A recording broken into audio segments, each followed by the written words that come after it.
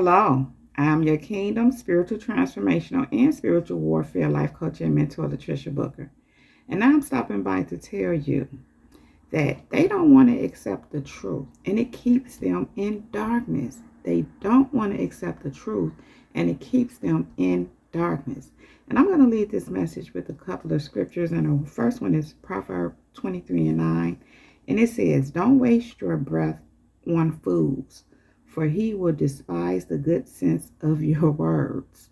And then we have 2 Corinthians 4:4. And it says, "Satan, who is the god of this world, has blinded the minds of those who don't believe. They are unable to see the glorious light of the good news." They don't understand this message about the glory of Christ, who is the exact likeness of God. And that is the word of the Lord. And so, kingdom people, what's going on is this, kingdom people.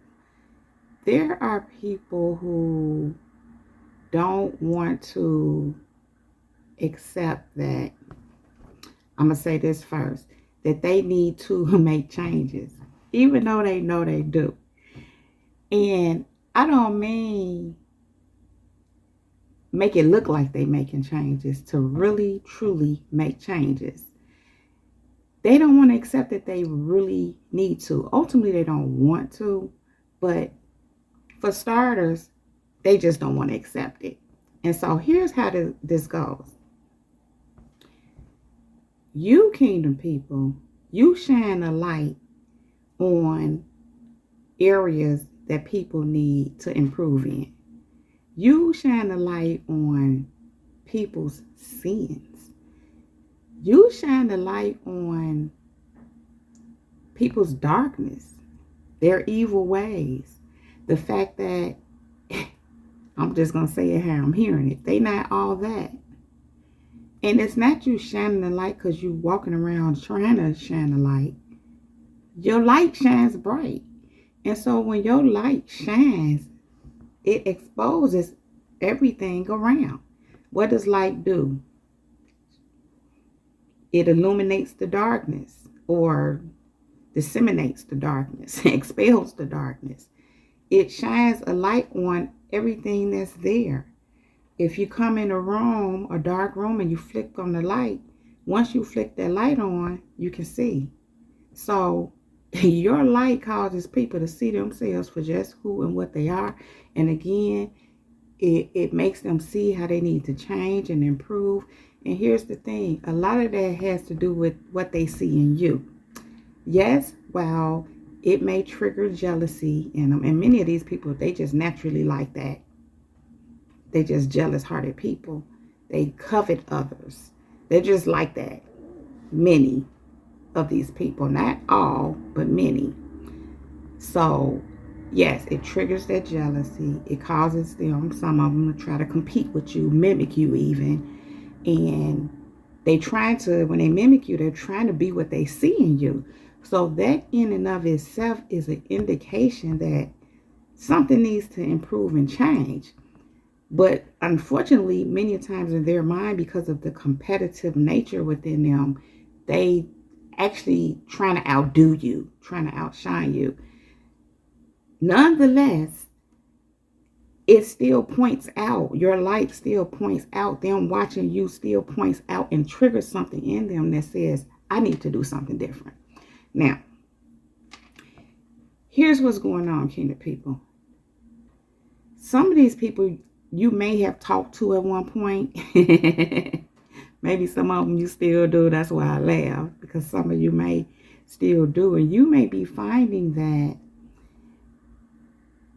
what you try to share, whatever God uses you to minister to them, but just share information, vital information, whatever it may be, you notice that they don't really cherish what you're saying. And what I mean by that is they kind of just brush what you're saying off. They don't take what you're saying seriously. And it's not because, kingdom people, they don't know that what you're saying or what you shared is what it is. It's just that, see, when you come into new information, And when I just said that, I heard myself. And what I heard is cognitive dissonance. And that's what happens with these people. When you come into new information, helpful information that's designed to help you grow, to help you mature, to incorporate new information for your better good. That's how we evolve. When we have new information that benefits us and help us to develop, it does just that. It develops us. It helps us to grow. So what's happening is this, kingdom people, when you're in your sharing, these people are not willing or wanting to take in whatever it is you're saying.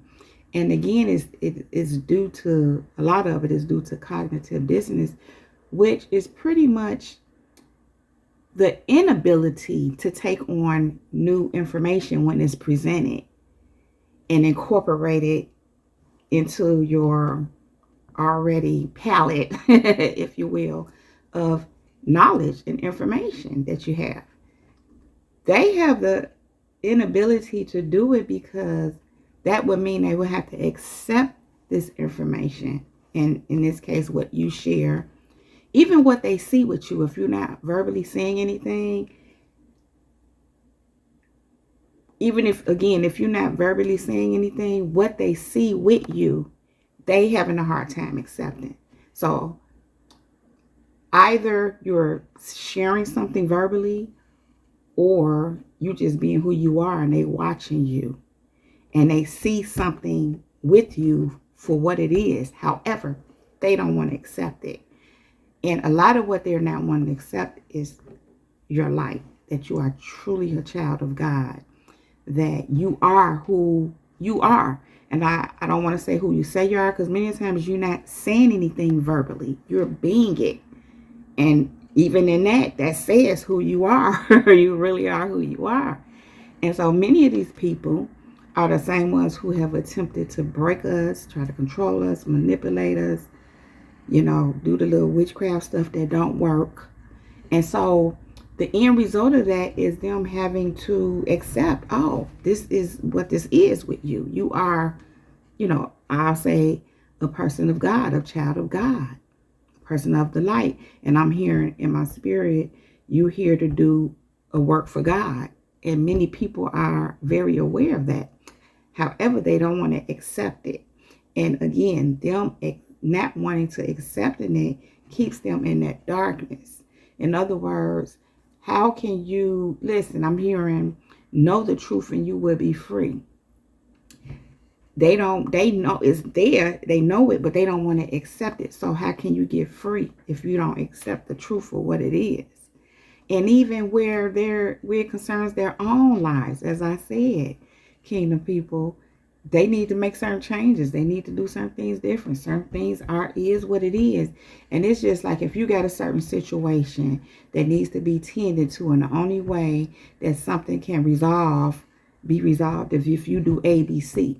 If you don't want to do ABC and you choose to just accept, you go into this whole denial thing where you don't want to accept that that's what you got to do, well, that situation will never change. And so it keeps the person, whoever, that could be, in a place of nothing getting resolved. And again, it keeps them in darkness. That's a form of bondage. Darkness is a form of bondage in this way that we're speaking of. And so I'm reminded of someone I was listening to, and the young man, he talked about, he really theological, and he kind of, those channels that criticize, because basically that's what they do. Or not always criticizing, but they're giving their point of view of whatever transpired. And in this instance, they were criticizing, because that's what they were doing, a pastor and something that they were saying. And the person was saying something like, if you have a loved one who's in a same-sex relationship, do you not go to their wedding? Do you not go to their, that's kind of what he was talking about. And the person that was doing the video kind of interjected and said, no, because that's affirming it. And they went on to say that I don't have to accept that. And so I don't want to go too much into what the original man was actually, the point he was making, but this person that was doing the video clearly wasn't getting the point. But what I want to speak to is how he said, I'm not accepting it.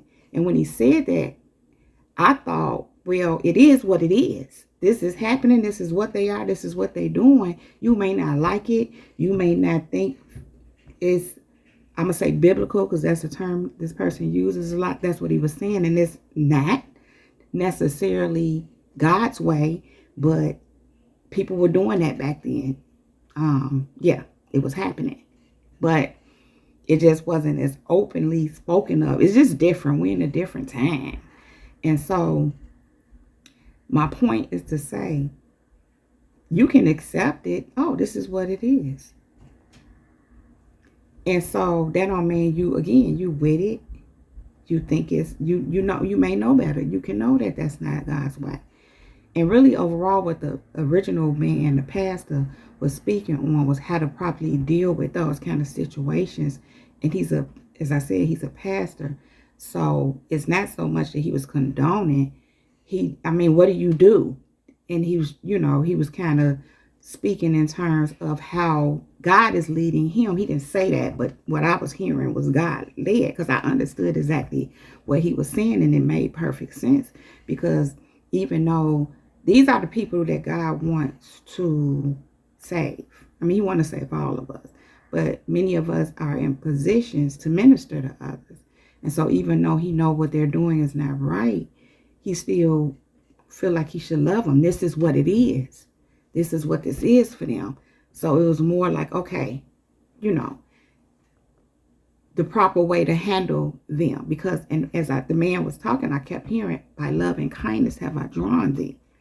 God don't never move us to be attacking and condemning. Correcting and open rebuke is a whole nother thing. And open rebuke is usually reserved for believers. And so, anyhow, point that I'm making is that saying I don't accept it is dumb, because it is what it is. It's kind of like too, when you are in a relationship, a romantic relationship, and let's say you see something going on. I'm just going to use cheating. Maybe you have a cheating spouse and you know what's happening, but you kind of in denial. In other words, you don't want to accept it. So as long as you're not wanting to accept it, it doesn't mean you have to like it. You have to be okay with it, but accepting it for what it is just that. And usually you can't move past it or do what you need to do until you accept it. So accepting truth, for accepting things for what it is actually a form of freedom, bringing you out of darkness. I'm hearing it into the marvelous light, but that's a whole nother, subject matter altogether in that sense. So scripture says, Proverbs 23:9, don't waste your breath on fools, for he would despise the good sense of your words. Going back to what I was saying, how some people, you may be sharing something, or they just may see you. Sometimes you ain't even got to be saying nothing. They disregard what you're saying, or even tell you that sound crazy or whatever. Sometimes they don't say anything. Just disregard you. Sometimes they do that because they don't like the fact that you have some wisdom. And so, as it says, the fool, it said, don't waste your breath on fools, for he would despise the good sense of your words. Fools don't like the good sense of your words. They choose to just dwell in darkness instead. They don't like wisdom. They don't like good sense. They don't like it. And also, when you just doing what you do, you are who you are. Living your life, discipline, focus, making good decisions, and people watching you do that, they'll say, these be the ones that say, you think you better, and you thinking all that, and they'll take all that kind of stuff, because they're fools. and they're in darkness, and they don't want to accept that this is a better way to live. And I'm not saying that they're supposed to do what they do like you do it, but what I am saying is many a times in those instances, you are really a reflection of what they need to probably work on within themselves.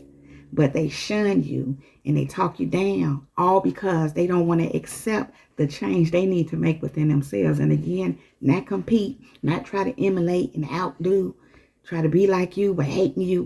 That's just all discombobulated. No, work on you, for what it is for you, for what you need to do for you. It ain't got nothing to do with nobody else. Somebody else just may have been an example and a mirror to you that you need to do some work. So whether it be inner work or outer work or both. Anyhow, 2 Corinthians 4:4. Satan, who is the God of the world, of this world, has blinded the minds of those who don't believe. Many of these people are not believers, but even the ones that claim they are a believer of Christ, if they don't believe, Satan has blinded them. I was just reading in John, I want to say chapter 4, how, could have been 3. Well, I read 3 and 4, but in chapter 3, it kind of hit on Nicodemus and, being born again. He asked, how can I be born again? And I'm a grown man. Do I go back in my mother's womb? Anyway.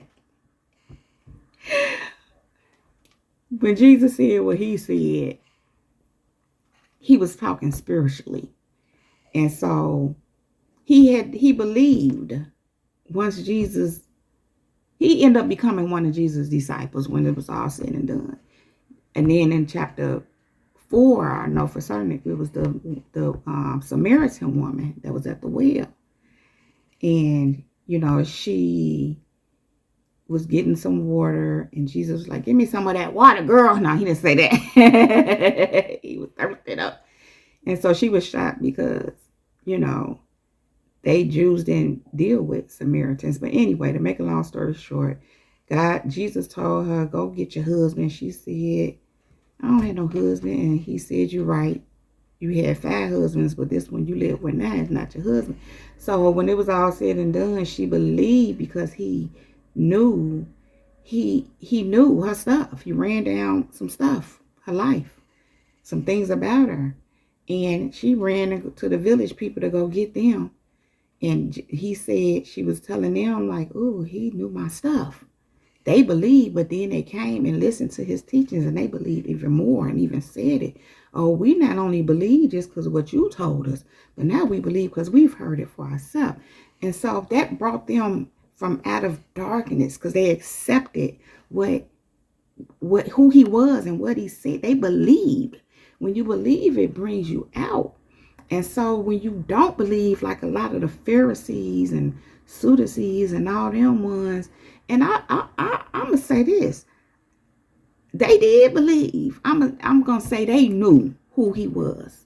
It wasn't no doubt in their mind. That's why they went through so many extremes trying to trip him up. They had wickedness in their hearts. They felt like he was taking their place. They didn't want him. Yeah, that's how they felt, like he was going to take over and take their place when he was the place. He is the place. Anyhow, the point is this: when you accept it for what it is, it brings you out of darkness.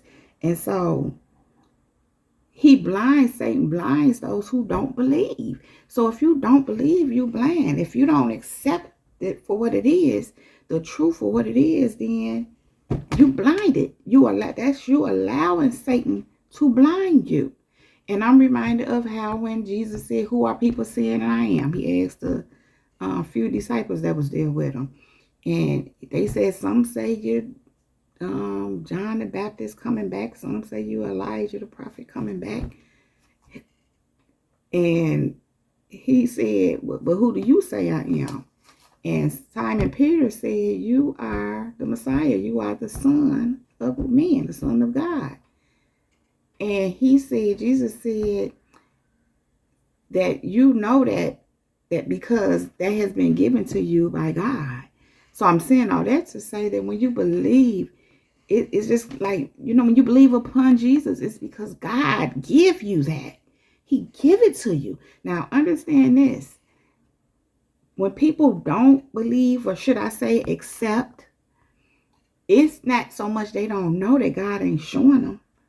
It's because it's that they don't want to. So when they don't want to, they allow themselves, Satan has blinded them. Because it says here, Satan, who is the God of the world, has blinded the minds of those who don't believe. So if you don't believe,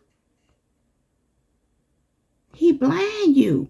This could be understood to say they don't believe because Satan has blinded them. That is true.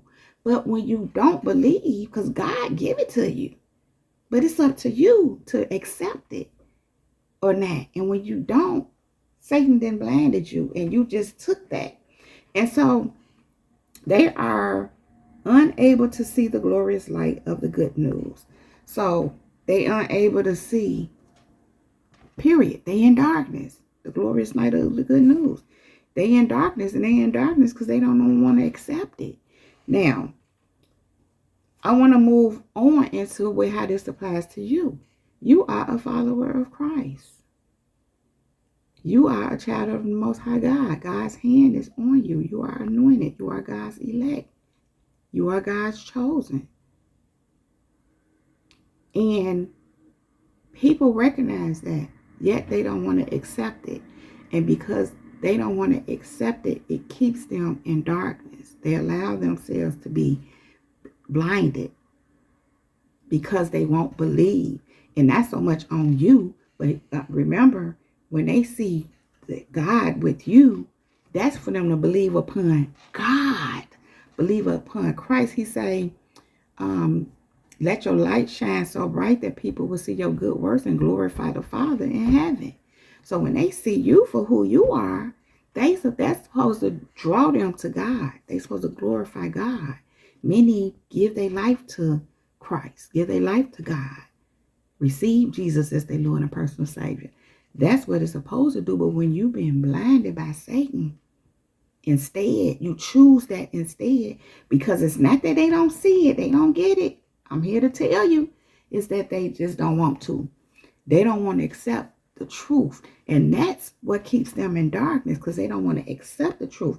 Again, going back to that analogy, where if you're in a relationship, and it could be any kind of relationship, it don't have to be romantic, but I gave the example already of when you have a cheating spouse and you know that's what's going on, but you don't want to accept it. Well, as long as you not want to accept it, you just in darkness. It's not that you don't know, you just choose to be blinded and in darkness ultimately. Because in order to get free of that thing, you have to say, okay, this is what it is. I know in my life, that's how I've been able to escape a lot of stuff, get free of a lot of stuff. I had to accept it. Okay, this is what this is. Okay. In different situations, not just marriage or romantic situations. I just heard some marriages ain't romantic, but that's a whole nother thing. Anyway, kingdom people, listen. They don't want to accept the truth. And it's keeping them in darkness. So understand, when people are in darkness, I'm going to say around you, and God have used you. And I'm speaking specifically about those ones that being on all kind of crazy with you. They not on crazy with you for nothing. They on crazy with you because it's something about you in God that they don't want to accept. And unfortunately, they choose darkness when they do that.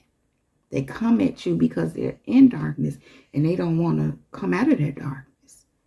And then here's the kicker right here. These be the same people that ask God, why her? Why him?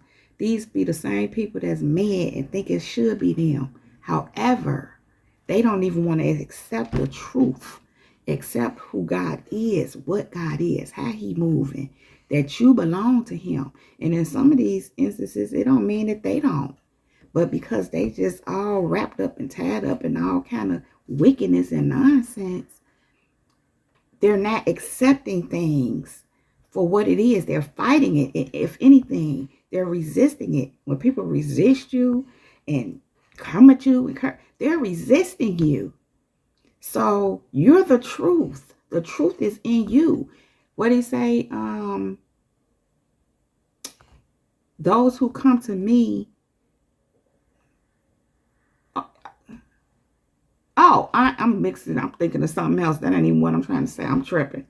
I am the truth, the way, and the life. That's what Jesus said. Jesus is that. You follow the truth, the way, and the life. You walk with him. Your life belongs to him, which makes you the truth, the way, and the light to others. Not you being that, but you lead, and you're a catalyst to lead them to Christ.